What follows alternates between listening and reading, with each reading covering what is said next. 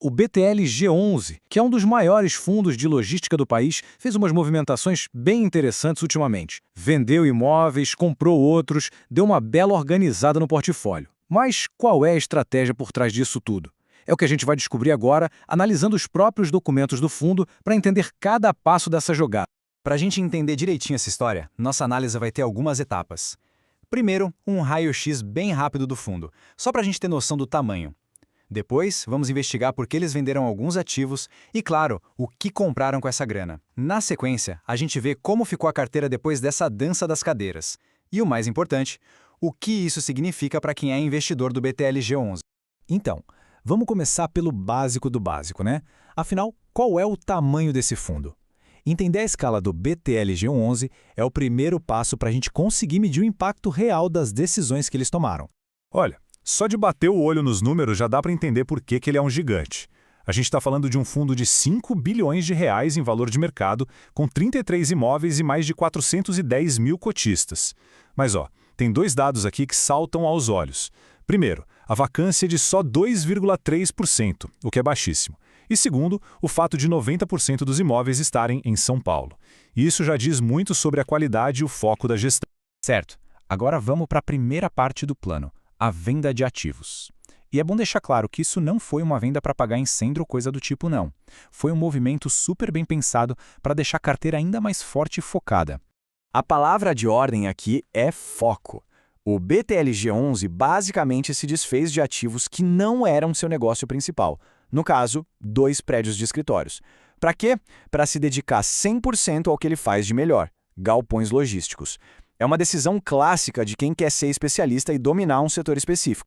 E essa decisão de focar na logística, olha só, trouxe um resultado financeiro enorme. A venda do WT Morumbi e do edifício Work Bela Sintra injetou mais de R$500 bilhão no caixa do fundo. É com esse dinheiro que a gestão vai poder jogar o jogo na próxima fase do plano. E o mais interessante dessa operação é que ela não só trouxe dinheiro para o caixa, como também gerou um lucro de R$27 milhões. Isso dá mais ou menos 49 centavos por cota, um valor que lá na frente pode virar dividendo ou ser reinvestido em mais crescimento. E não sou eu que estou dizendo, não. A própria gestão do fundo deixou bem claro o porquê dessa movimentação. A ideia, nas palavras deles, era reforçar o caixa para o exercício de 2026. Ou seja, preparar o fundo para estar com dinheiro na mão e aproveitar as melhores oportunidades que surgirem.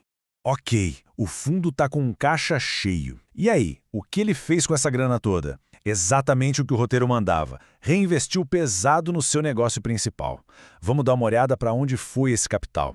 A tese de investimento aqui é muito clara. É ir atrás do filé mignon do mercado.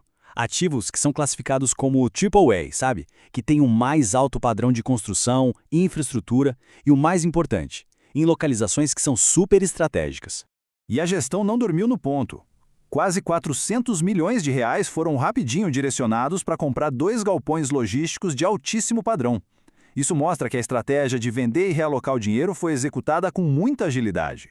E estão aí as novas aquisições, o BTLG Mauá II e o BTLG Osasco. Dá para ver que são empreendimentos super modernos, né? Mas o detalhe mais importante é que ambos já foram comprados 100% ocupados. Ou seja, zero preocupação com o imóvel vazio e receita de aluguel entrando no caixa desde o primeiro dia. E esse mapa aqui, pessoal, ele mata a charada do porquê essa compra foi tão estratégica. A localização. Os 2 imóveis estão dentro do que o mercado chama de raio de 30 quilômetros da capital paulista. Isso é ouro puro para a logística, porque permite atender com muita rapidez o maior mercado consumidor do Brasil, o que é fundamental para o e-commerce e para a distribuição de produtos. Bom, então o fundo vendeu escritórios, comprou galpões, mas na prática, no frigir dos ovos, como é que essa troca deixou a carteira do BTL G11? Vamos ver o resultado final dessa operação. Quando a gente fala em portfólio robusto, o que isso quer dizer de verdade? Basicamente, é uma carteira segura que não depende de um único inquilino ou de um único setor da economia e que tem contratos longos que garantem a receita por mais tempo. É exatamente esse tipo de portfólio que a gestão do BTL G11 está construindo. E essa busca por segurança fica muito clara quando a gente olha a diversificação dos inquilinos. A receita do fundo não vem de um lugar só. Claro, logística é o carro-chefe. Mas empresas de alimentos, varejo, e-commerce, todas elas têm um peso importante. Se um setor por acaso der uma balançada, os outros ajudam a segurar as pontas. Isso protege o fundo. Agora, esse gráfico de barras aqui é muito importante. Ele mostra quando os contratos de aluguel vão vencer. O prazo médio ponderado é de 5 anos, o que já é bom. Mas olha o detalhe crucial. Quase metade da receita, 49% para ser exato, vem de contratos que só vencem a partir de 2029.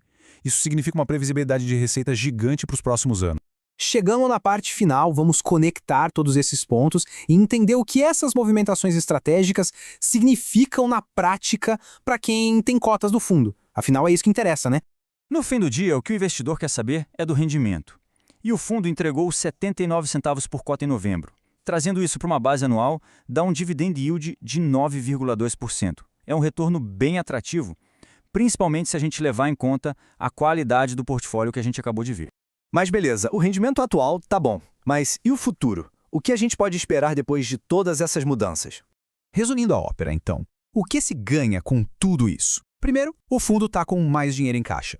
Segundo, já realizou um lucro importante que pode ser distribuído. Terceiro, a carteira está mais limpa, focada e com mais qualidade. E ao aumentar a presença na melhor região logística do país, ele abre caminho para um potencial de dividendos maiores no futuro e também para a valorização dos imóveis, o que pode empurrar o valor da cota para cima.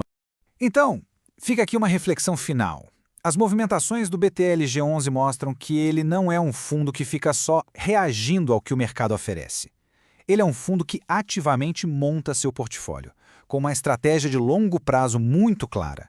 A grande questão que fica no ar é como essa mistura de disciplina e agilidade vai continuar posicionando o fundo na liderança de um setor tão competitivo.